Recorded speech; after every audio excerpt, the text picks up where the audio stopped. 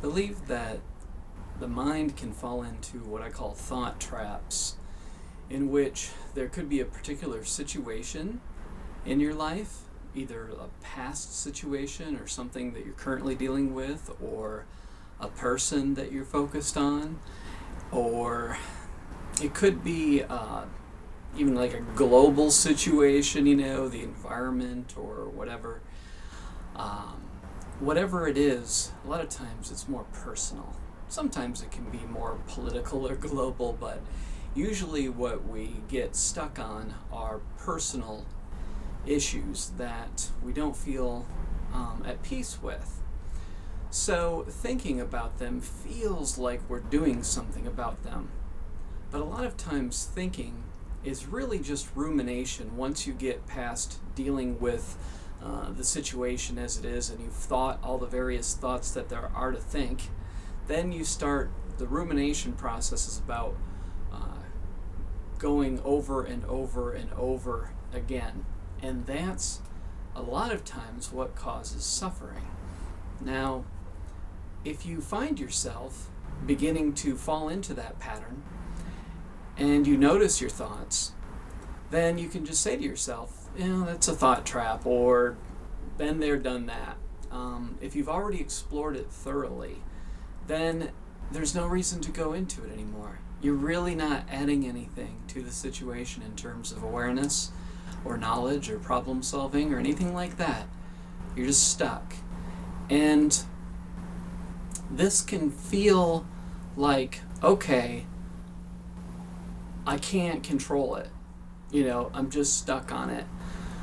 But there's two different things that you can do, at least two different things. One is change your focus by thinking about something else, something that is more unexplored, or something that you can actually do something about in your life, even if it's minor and not that important of a thing, like you can clean your room or whatever, wash your dishes.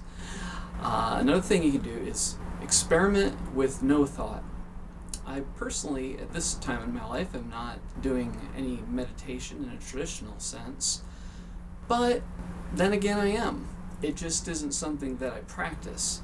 But yesterday, for example, I was reading a book that was about various Buddhist concepts, and I just started feeling a little sleepy, but also like just calm. And I put the book down, and I just sat there. And I realized there wasn't very much chatter. That I've either come to peace with that which is unresolved, or have resolved what can be resolved. So I just sat there and I witnessed not much thought going on. And I did that for about maybe 15 minutes, I don't know. Really can lose track of time. So it is a form of meditation. It just didn't start out as something I said, I'm going to meditate. It just found myself falling into that place of no thought and witnessing the spaciousness that can exist when we either accept what is unknown in our life, or we deal with whatever needs to be dealt with to the best of our abilities. It's a lot easier to have less rumination. Now, if a situation comes into your life that's new, it may very well benefit from thought.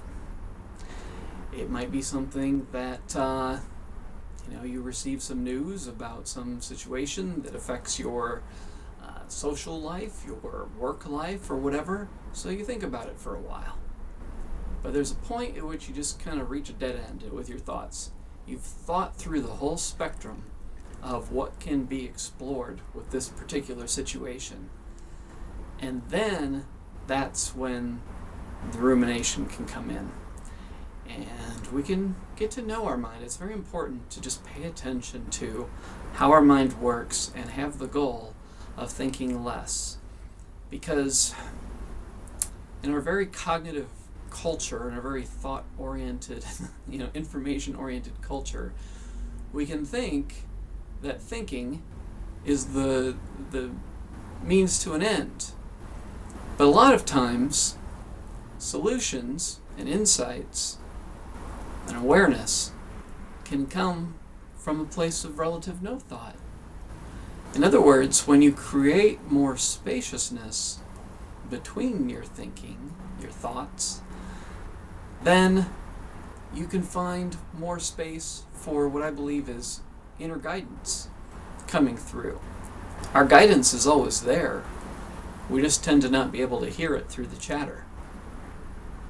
So by letting go of your attempts to solve situations through thinking about them, you create a paradox in which you are more likely, oftentimes I believe, to solve through insight or through action, guided action, by letting go of the thought about a situation. And you can tune into what your various thought traps are. You might notice that you have 2 or 3 or 4 or 5 of them, whatever. Certain areas of your life, certain situations or relational dynamics or past events that you tend to go to and focus upon. And there can be a certain kind of comfort that comes from having those places to go to because they're familiar. You might feel tense and anxious, tight, constricted when you think about them, but there's still a familiarity there. So that can be something that we do a lot of times, I believe, is go to the familiar as opposed to open ourselves up to what else may unfold in life. But if we want things to change and we want to continue to evolve and to find more congruence in our life, we have to open up to new thoughts, new awareness, new experiences. And we're not going to get there if we're too busy ruminating on what is. So observe and witness your mind. You are not your thoughts. You are the wise, witnessing awareness behind the thoughts. And as long as you can remember that your thoughts are a tool, just like your hands, your ability to pick things up with your hands are a tool. Your legs can get you to where you want to be. That's a tool. Your thoughts can be helpful, but we've come to overvalue thinking. So, the answer is not to become dumber, per se. It's not like we're going to lose our intelligence if we think less. But I believe we are going to redefine intelligence. We have computers if we want to look up facts and information.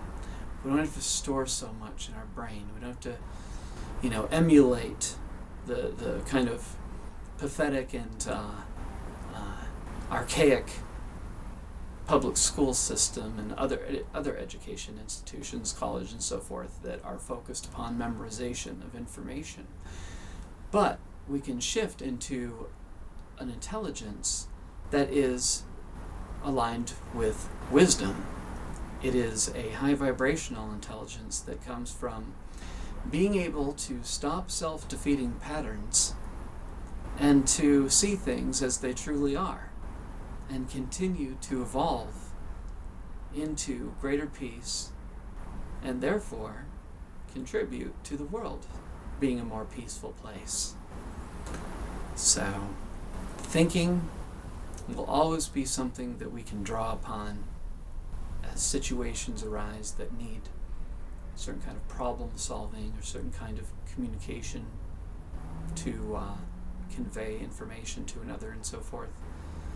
But there is a kind of wisdom that is beyond thought, which can only be accessed through letting go of incessant, obsessive rumination.